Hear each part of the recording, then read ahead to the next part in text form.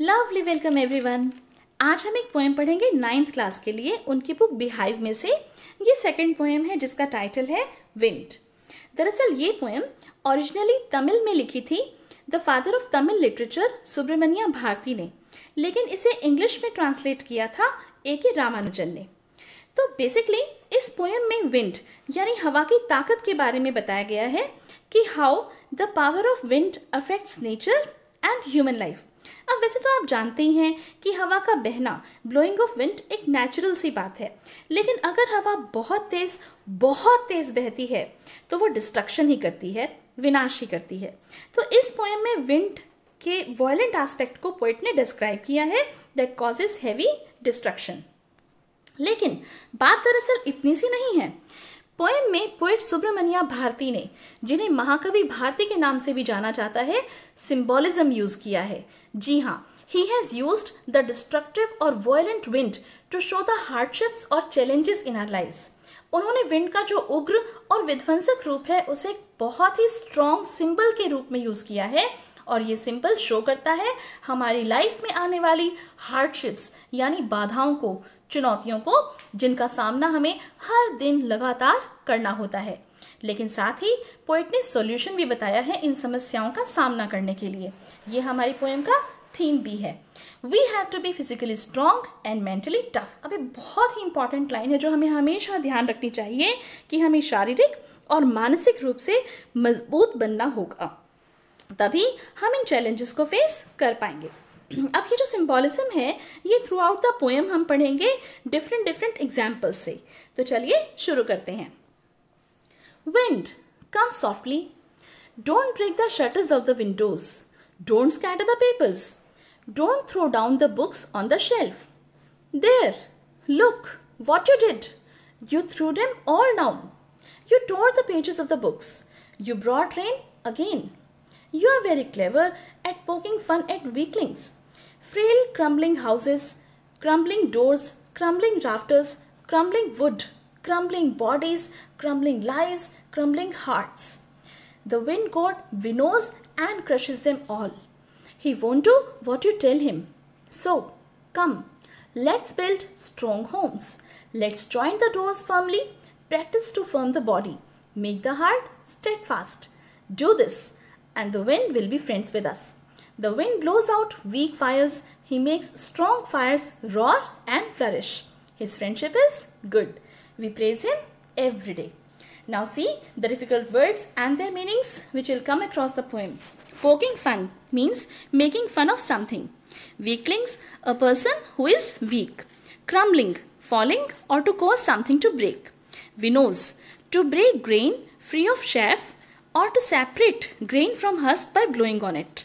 Steadfast means firm and flourish means grow. Now, we'll do line by line explanation of the poem. See the first line. Wind, come softly. The poet requests wind to blow gently.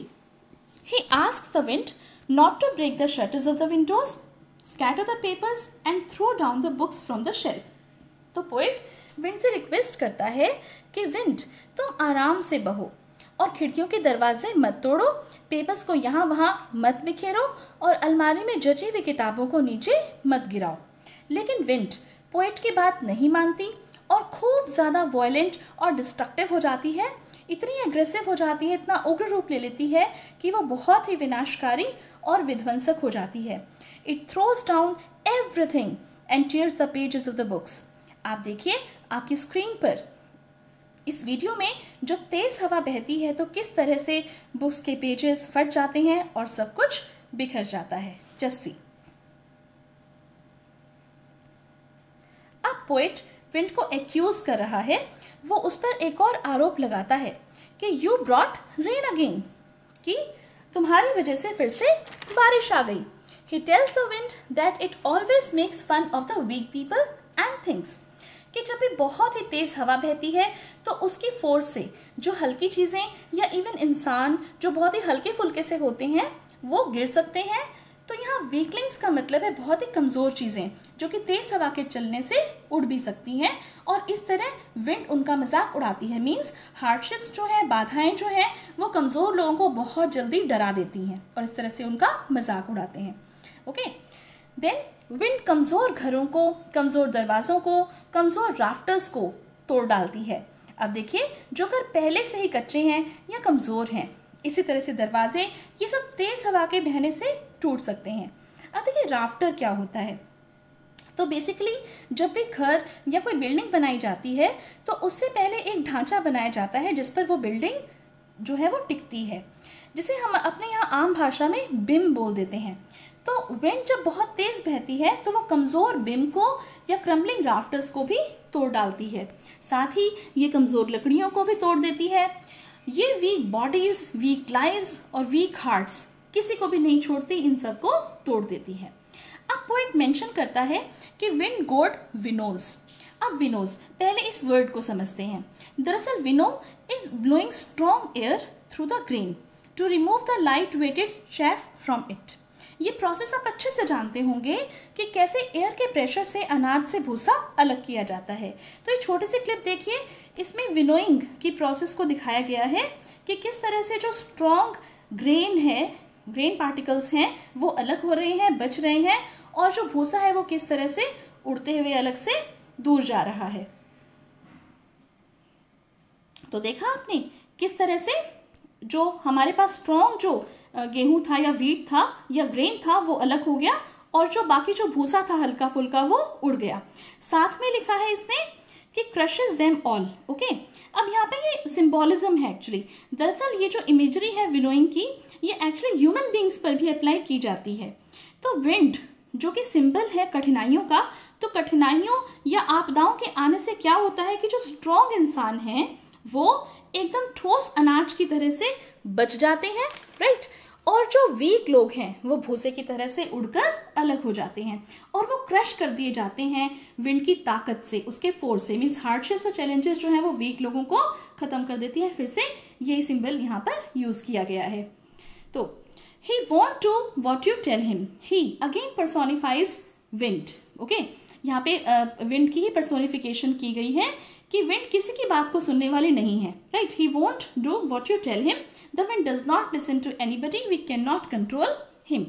So come, let's build strong homes. Let's join the doors firmly. अब poet सोचता है कि भाई wind ने तो किसी की बात माननी नहीं है, ठीक है, तो we have to become strong at mind and heart both physically and mentally. सबसे पहले तो हमें हमारे घरों को, दरवाज़ों का, इनका सबका इंतज़ाम करना होगा कि हमें अपने घर दरवाजे खूब मजबूत बनाने होंगे और दरवाज़ों को खूब अच्छे से बंद करना होगा। Practice to firm the body का मतलब है हम अपने आप को फिजिकली, शारीरिक रूप से स्ट्रॉन्ग बनाएं, मजबूत बनाएं। Make the heart steadfast means make the heart steadfast यानी अपने आप को मेंटली मजबूत बनाएं, मेंटली टफ बनाएं। In this way, we must train our body and mind to fight against the destructive power of the wind. Do this and the wind will be friends with us. यानी ये सब करेंगे तो wind से हमारी friendship हो जाएगी, दोस्ती हो जाएगी। क्योंकि वैसे भी अगर हमारे घर, हमारे दरवाजे, हमारी बॉडी, माइंड, हार्ट सब कुछ मजबूत हो जाएगा तो हमारी लाइफ की जो भी हार्डशिप्स हैं, बाधाएं हैं, चैलेंजेस हैं, उन सब को हम आसानी से फेस कर पाएंगे और सक्सेसफुल हो पाएंगे।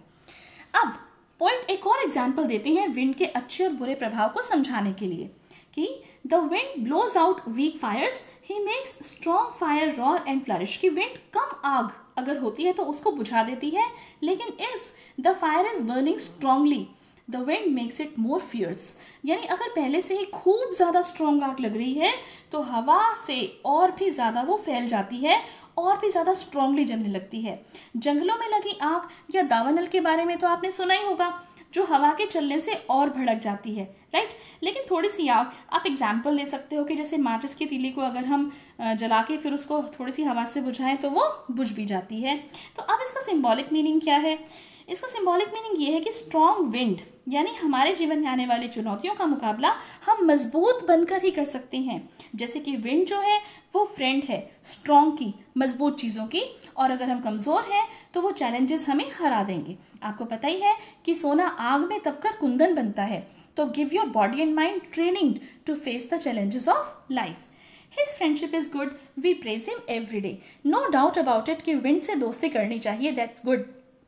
क्योंकि ये आपको पता ही है कि जीवन में मुसीबतें, समस्याएं तो आती ही रहेंगी, तो क्यों ना उनका खुशी खुशी सामना किया जाए. We praise him every day. हर दिन जो चैलेंजेस हमारे सामने आएंगे हम उनको अच्छे से खुशी खुशी एक्सेप्ट करेंगे और इस तरह से हम जीवन में कामयाब होंगे. तो यही मैसेज है जो विंड पोएम हमें कन्वे कर रही है. The poem carries the message that one must develop mental toughness and physical strength in order to survive the hardships of life. If a person is feeble, he will break down just as the weak buildings crumble down in the harsh windstorms. अब rhyme scheme देख लेते हैं poem की. The entire poem is written in free verse. There is no rhyme scheme in the poem. अब literary devices. सबसे पहले anaphora. When a word is repeated at the start of two or more consecutive lines, it is the device of anaphora. यानी कि जब कोई word lines के starting में repeat होता है, कंसेक्टिव लाइंस के स्टार्टिंग में 2 या उससे ज़्यादा लाइंस हों, तो जैसे देखिए यहाँ पर लाइन 2, 3, 4 में ये तीनों ही लाइंस 2, 3 एंड 4 ये डोंट से स्टार्ट हो रही हैं और line 6, 7, 8 they start with you, तो इसलिए यहाँ पर एनाफोरा है. फिर है पर्सोनिफिकेशन. ये आपको पता ही है कि की पूरी पोएम में जो है विंड को पर्सोनिफाई किया गया है. जैसे पोएट उसको ही बोल रहा है, कभी यू बोल रहा है, तो किसको बोल रहा है? विंड को. He is treating wind just like a person. Now we have repetition. Crumbling word को बार बार रिपीट किया है. आपने देखा था crumbling houses, crumbling doors, crumbling lives, crumbling hearts. Okay, तो क्रम्बलिंग जो है that means week.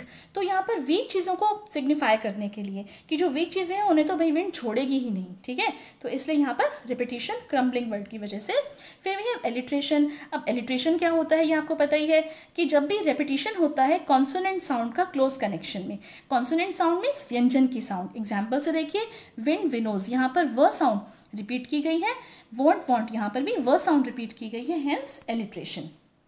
Then we have symbolism. अब सिम्बॉलिज्म को तो मैंने आपको बहुत अच्छे से पहले ही एक्सप्लेन किया था कि पूरी पोएम में जो विंड है वो एक सिंबल के रूप में यूज हुई है. It refers to challenges in life. Poet is using wind as a symbol for the adversities in our life. अब आपको पोएम की एक्सप्लेनेशन आई होप समझ में आ गई होगी. तो please like this video and subscribe to my channel. Thanks a lot for watching. Thank you.